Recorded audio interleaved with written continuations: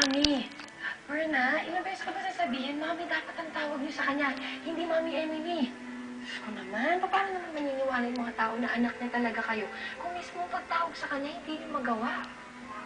Sorry po. Okay.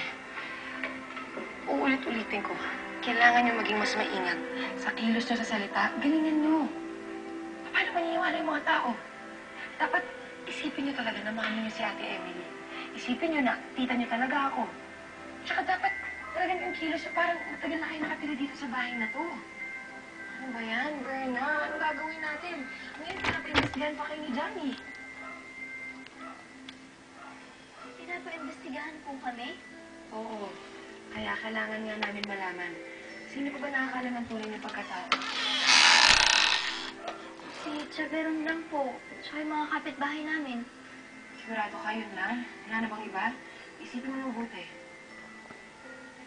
Yun po mga pulis na kumuha ng statement namin.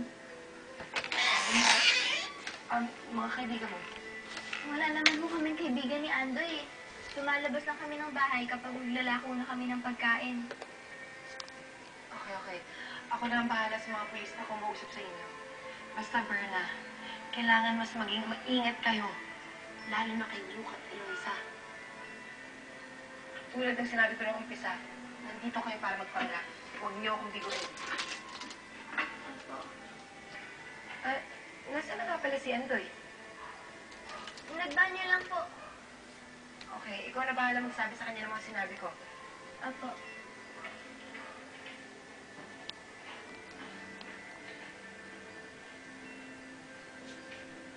Bakit naman di pa bumabalik si Andoy? Ang tagal naman nun. Ano ginagawa mo dito?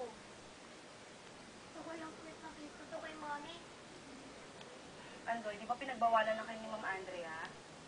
Sige na po, sandali lang po. Di ba sabi ng doktor, kailangan naman kausapin siya ng madalas?